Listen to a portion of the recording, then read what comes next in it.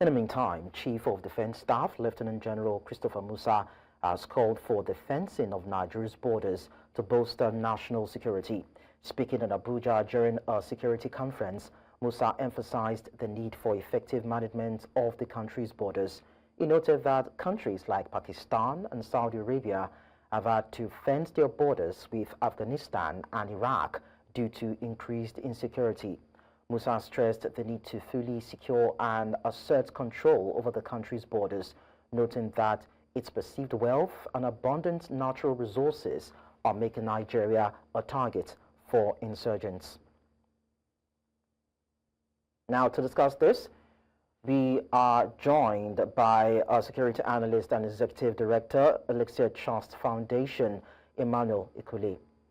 Good evening to you, Mr. Ikule, for joining us on the news. Good evening, and thank you for having me. Now, the Chief of Defense Staff is recommending border fencing to bolster security. Do you align with that?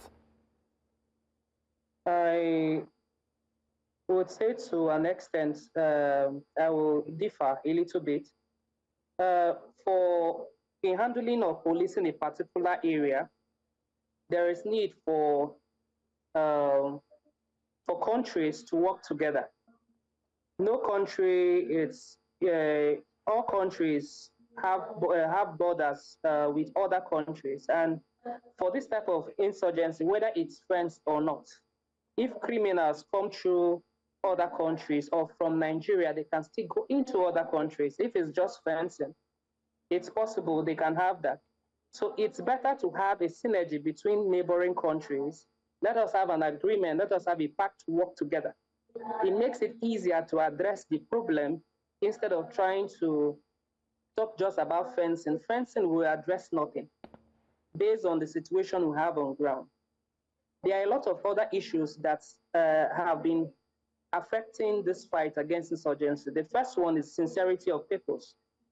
First, the lack of political will or interest by people occupying political offices have not helped either. The military on its own have felt that its use of brute force, just kinetic. But meanwhile, there should be orientation on even their roles. Currently, the military in Nigeria are doing policing duties, they are doing the work of the police. It means even understanding of the roles is also a problem. Then it goes to a level of even police-community relationship.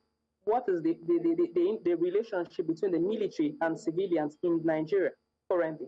It's not good because it has been the relationship between superiority and inferiority. They always look at common civilians and all that. It has not helped. You are also looking at having, instead of we being reactionary on things like this, there should be a long-term plan that addresses Nigerian crisis situation. These have been up to 10 years. How about the use of tech? There are a couple of times last year that we heard that drones were being used, and along the line, maybe because of lack of capacity, about 100 persons or thereabouts were being killed. What has happened to those drones? Monies were being invested into it. Why can't it be used to actually help in surveilling, serve as surveillance to our borders? The use of tech can be able to do this and be able to point out those locations that these persons are. How come is it that till date, it's very easy to locate people that speak bad about the government, but it's very hard for them to locate the locations of these criminals. When these people make calls and collect monies with helicopters and all that happening in Nigeria currently. So friends, I'm not looking, it's like, it should be like a last resort when other avenues have not provided the needed results. That has not been done. And in this fight against insurgency also, there are no numbers of persons, maybe persons to show that they have been arrested and then they have been prosecuted to serve as deterrent to others. These are issues that have not been rectified. So just building a fence won't fix any problem. So even if we look at the possibility of the construction of a physical barrier, so to speak, to control movement along the border areas, it probably might mean, if we look at it from the angle of cost implication, it's not even a viable plan. Is that what you mean? I'm looking at the resources needed to do that in the first place. If the various borders are not secured, how can we go and start building fence? Look at it from whatever angle at all, look at it. Because the borders, if they are not secured, then how are we going to build the fence in the first place? So that is a big issue on its own. So that has to be rectified first. And in order to rectify that, is sincerity of peoples. Sometimes I feel we have security leaders who should be followers and not leaders.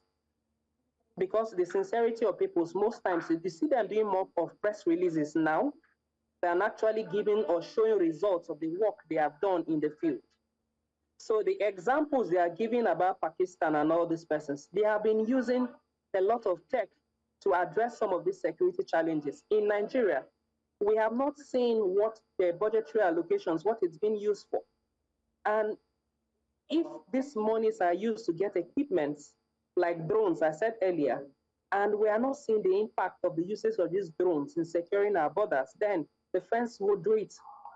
Even if there's fence, there's still need for tech to be able to surveillance in such areas, to be able to give them intel on how to go into the field or which location to go. So for me, whether fence or no fence, with tech, we can be able to know the locations that have been breached, who has breached them. And if we are trying also to be accountable, that people that have violated these laws are being brought to book, their sponsors, that some of them are even Nigerians, are also being brought to book. So we serve as deterrent to a lot of people. And that is the beginning.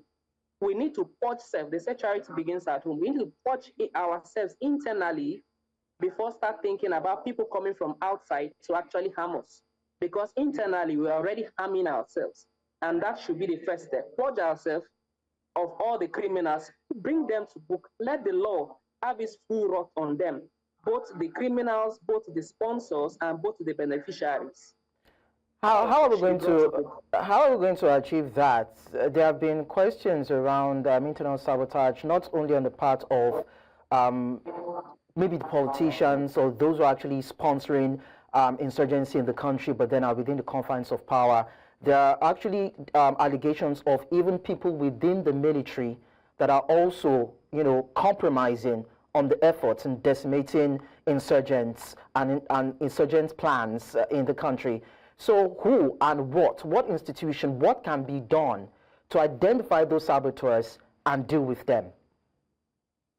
So the first thing is, I said something about political will.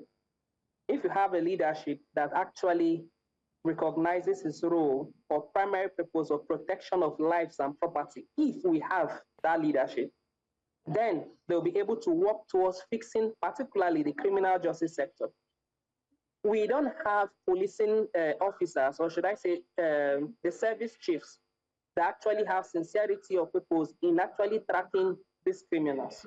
People make calls in the country. These criminals make calls. These criminals also get transfers. The ransom are being transferred to these criminals at different times. These persons withdraw money. And as long, I know as far back as during the Goodluck Jonathan's administration, the government has been paying a lot of money in billions to have intel on even communications on WhatsApp in this country. And every year the billions increase. So they have the data at their disposal. It's just their willingness to use it for good purpose, instead of just politicizing it and victimizing people that comment against bad governance. So there's also a relationship with also networks, be it MTN, be it whatever. That is why if monies in big companies, even at the level of companies, when they report certain issues of money laundering and all that to police, to an extent, they recover such monies.